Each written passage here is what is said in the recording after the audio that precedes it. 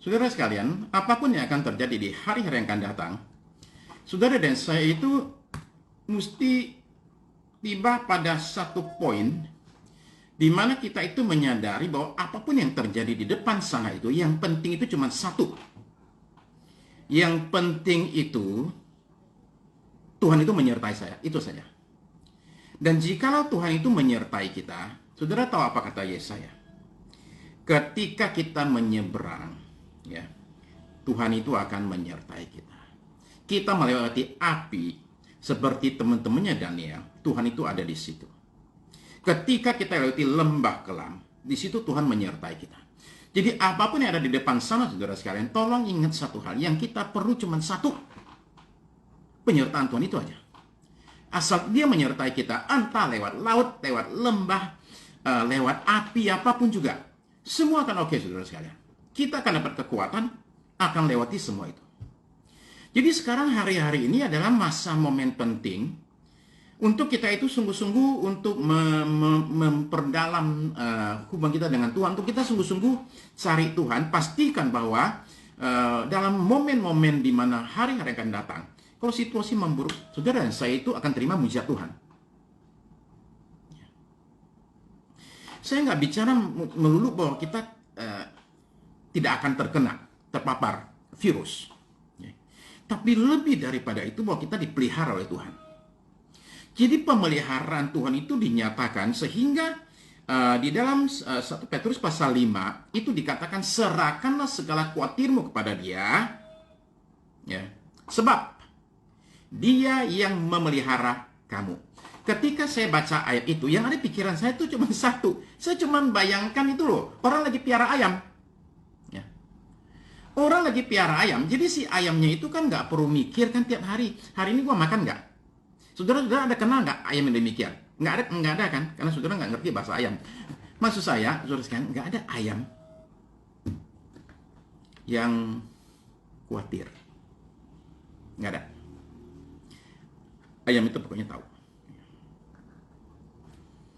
Saya punya bos ini yang miara saya ini pasti akan kasih saya makan.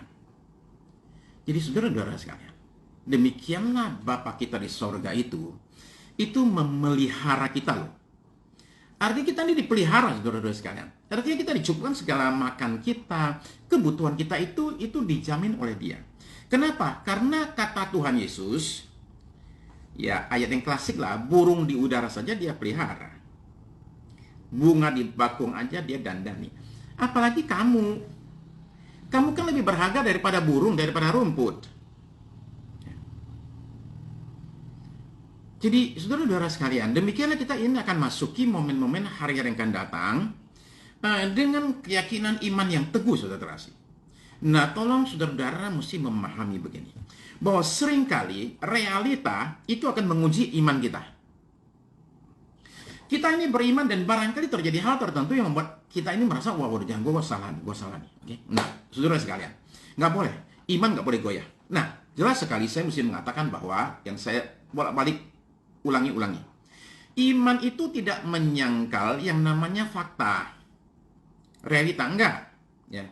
Tapi iman menyangkal kalau dikatakan fakta itu tidak bisa berubah. Ya. Hujan ya tetap hujan. Itu namanya realita kok, fakta. Saya tidak menyangkal. Lagi hujan, jadi saya jangan bilang gini, mau kering begini masa bilang hujan. Di luar sudah banjir. Monas sudah kerendam.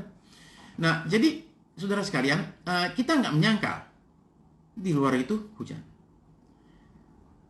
Tapi kita menyangkal kalau dikatakan hujan itu nggak berhenti, itu yang kita sangkal.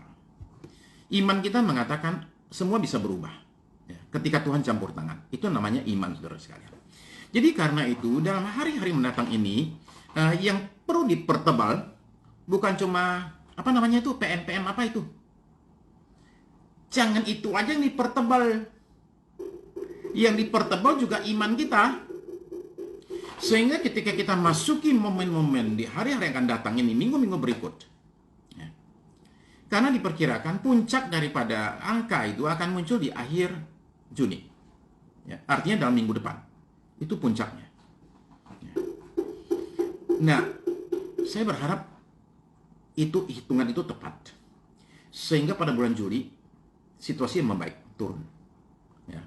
Kita harap demikian. Kita berdoa demikian, saudara sekalian. Ya.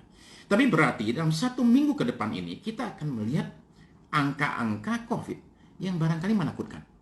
Pada momen begini, saudara-saudara sekalian, saudara mesti pertebal imanmu untuk tetap teguh dan percaya bahwa apapun yang terjadi di antara dunia ini, walau 1000 itu rebah di sisiku, 10.000 di sebelah kananku, akunya nggak akan goyang. Walau kita lihat 1000 sebelah kita jatuh, kanan kita itu 10.000 tumbang. Nah, kitanya mesti percaya kita tetap berdiri. Jadi iman kita mesti tiba pada level yang seperti itu, saudara-saudara sekalian. Karena di sini ini yang dibutuhkan sekarang ini adalah keteguhan iman dalam momen demikian hari-hari ini. Jadi mari pertebal iman kita, mari perkuat iman kita, saudara sekalian. Ya. Untuk kita itu bisa kuat hadapi tekanan yang akan datang paling tidak dalam 10 hari ke depan. Ya. Nah, demikianlah saudara-saudara sekalian, saya mengajak kita pada hari ini, saya ada persiapan, buat sambungan minggu lalu. Tapi ketika saya tadi, sementara sedang persiapan ini, saya rasa saya nggak boleh ngomong hal seperti itu. Yang soal karakter itu nanti saja, bagian nanti saja. Sekarang ini saya mau dorong saudara-saudara sekalian. Saya mau kuatkan saudara-saudara sekalian. Untuk saudara-saudara sekalian itu bisa menjalani beberapa minggu ke depan dengan suatu kekuatan dari Tuhan yang dinyatakan saudara sekalian melalui kuasa Roh Kudus atas hidup saudara dan saya. Jadi saudara terkasih, saya mengajak saudara dalam waktu sampai akhir bulan ini. Untuk saudara dan saya itu ambil waktu untuk doa. Saya kurang tahu saudara seberapa dalamnya saudara berdoa. Apakah saudara puas dengan doa saudara? Saya kurang tahu.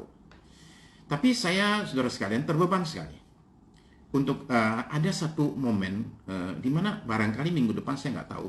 Barangkali saya akan live setiap malam. Ya. Hanya untuk supaya saudara dan saya bisa kumpul bersama, kita bisa doa bersama. Karena hari-hari ini kita perlu sekali perkuat iman kita, saudara sekalian. Ya, angka barangkali akan nambah dan kita bisa jadi tergoncang karenanya, tapi kita terus percaya beriman, saudara sekalian. Kita dalam perlindungan Tuhan. Mazmur 23 berlaku buat kita. Ya. Gak ada Tuhan, tongkat Tuhan itu menyertai kita, saudara sekalian. Ya. Di depan musuh kita, saudara sekalian. Ya. Tuhan itu sediakan hidangan buat kita. Di tengah-tengah segala krisis yang terjadi, di tengah-tengah serangan panah yang melayang di waktu gelap, virus yang tidak kelihatan sama sekali. Dalam situasi demikian, saudara-saudara sekalian, di sini ini kita perlu pertolongan yang sifatnya supranatural. Nah, kita nggak cukup, saudara sekalian, dengan hanya sekedar cuci tangan saja, masker, dan kemudian kita pasang jarak, terus kita mengatakan aman. Saudara tahu apa yang terjadi di Australia? Saya baru baca koran tadi. Bagaimana kasus di Brisbane atau Sydney, saya lupa. Kasusnya itu menularnya begini. Coba dengar baik-baik. Orang ini lagi di karantina, pulang dari luar negeri, jadi karantina di hotel. Nah, dia kemudian jadi positif. Karena apa, tahu nggak? Karena terpapar oleh satu orang sesama yang di karantina yang ada di lantai bawahnya dia. Saudara bisa bayangkan ya? Bawah itu terpapar. Beda lantai. Bagaimana ceritakannya? Saya harap beritanya nggak benar. Lagi diselidiki. Tapi maksud saya, saudara-saudara sekalian, bahwa pada satu titik, kita ini jaga diri kita nih. Kita jaga diri kita. Tapi kalau orang lain tidak jaga dirinya, Saya kasih contoh ya. Orang tidak mudik. Dia di Jakarta aja nggak mau mudik. Tapi teman-temannya mudik semua. Ya, sama juga bohong.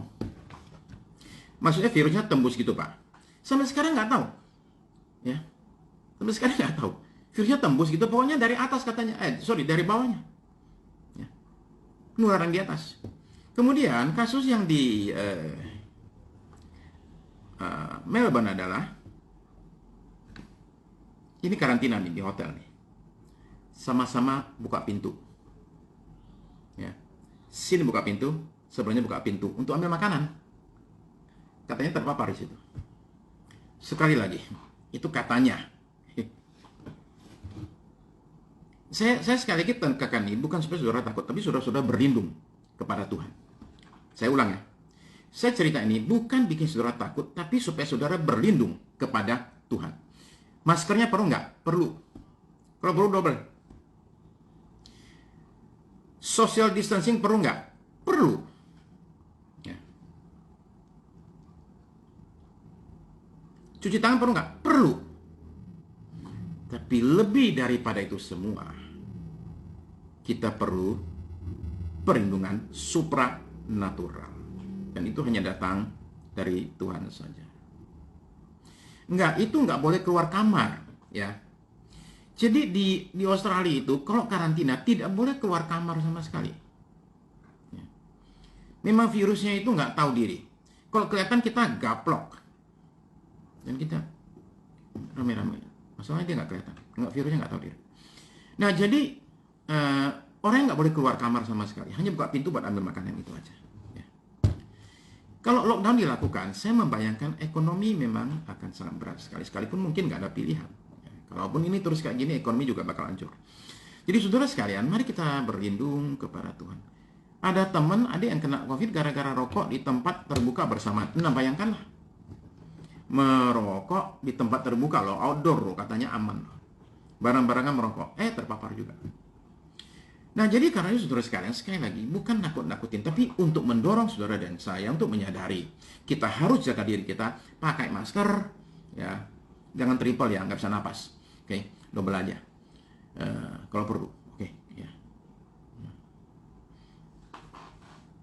Jadi kita cuci tangan, penjaringan sosial, nggak keluar kemana-mana. Ya. Tapi kita perlu Tuhan. Ya. Nah, jadi ini ada lagi tetangga kena COVID padahal sudah divaksin. Ya. Varian terlalu banyak. Ya. Begitu banyak sekali varian. Kita nggak tahu varian yang mana. Vaksin mungkin cocok buat yang varian ini, buat varian lain dia nggak cocok. Nah, jadi akhirnya kita tidak bergantung kepada vaksin. Tapi saya dorong saudara untuk vaksinasi, ya. Kalau ada kesempatan saudara-saudara vaksin, paling nggak vaksin itu begini saudara sekalian. Mungkin dia tidak membuat kita melindungi kita, mencegah kena ya. Tapi paling tidak kalau sudah kena, kita ada kekuatan tambahan karena antibodi tubuh sudah terbentuk saudara sekalian. Ya. Nah jadi beginilah saudara-saudara sekalian, saya mengajak kita, mendorong kita untuk kita sama-sama yuk makin dekat dengan Tuhan. Ya. Dan saya ini yakin begini, kepahitan sama COVID ya. Kita ada luka batin sama COVID.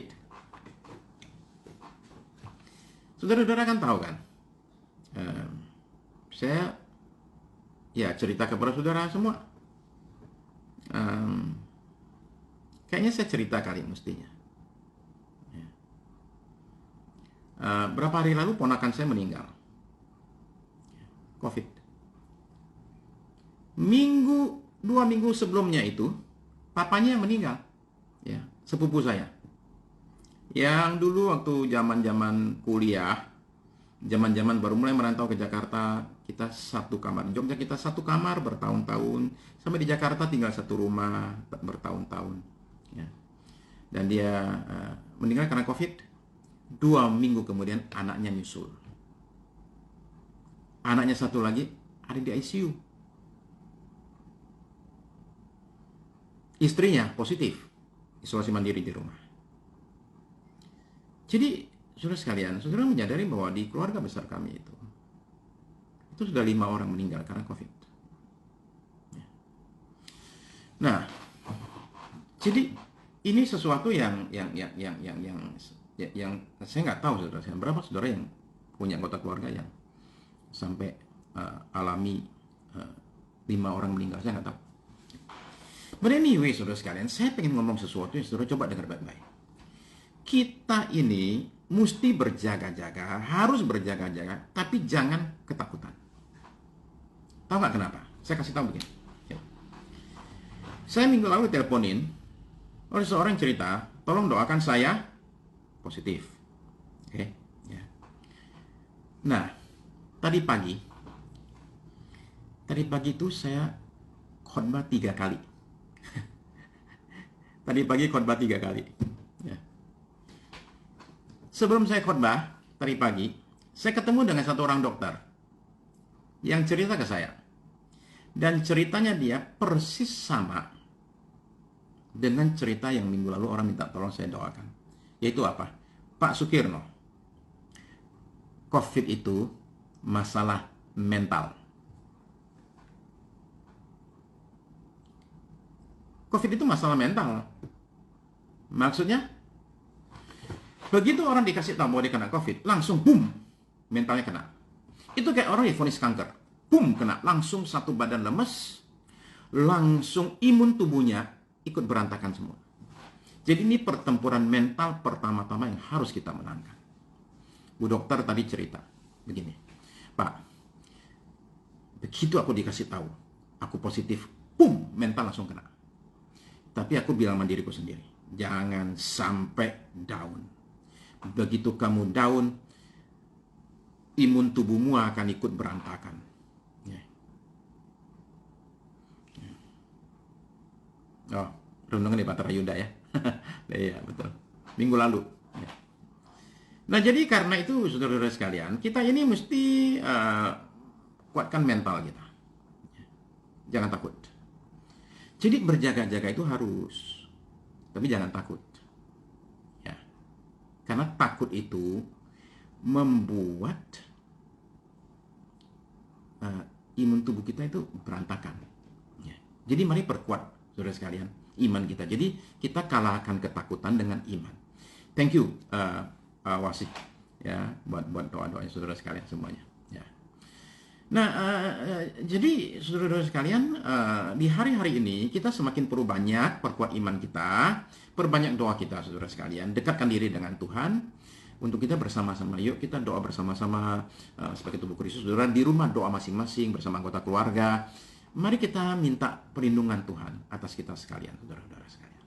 Sehingga sungguh berlaku Mazmur 91 berkita sekalian. Ya. Sekalipun kiri kanan kita tumbang, kitanya nggak tumbang. Ya, kita dihindari dari sampar, dari virus, dari pandemi, dijauhkan itu semua, saudara sekalian. Barangkali ada yang alami pergumulan ekonomi. Barangkali ada berlaku buat kita Mazmur 23. Tuhan adalah gembalaku, takkan kekurangan aku. Barangkali penghasilan berkurang. Mungkin stop nol. Tapi saudara akan tetap terjaga, terpelihara oleh Tuhan. Ya. Tidak akan dibiarkan, saudara sekalian. Nah, iman kita mesti tiba pada level itu. Dan iman kita ini bukan iman yang dasarnya kosong, enggak. Iman kita ini, itu datangnya itu dari janji Tuhan. Jadi iman itu timbul dari pendengaran akan firman Tuhan. Jadi saudara-saudara sekalian, berdasarkan firman Tuhan, kita meyakini kita dilindungi oleh Tuhan. Ya. Jadi kita, saudara sekalian, berjaga-jaga, ya, tetap waspada, tapi jangan ketakutan. Ya. Jangan ketakutan. Tetaplah berdoa, saudara-saudara sekalian. Tetaplah cari Tuhan. Dalam situasi yang demikian, ya, kita tetap mesti jaga, ya, iman kita.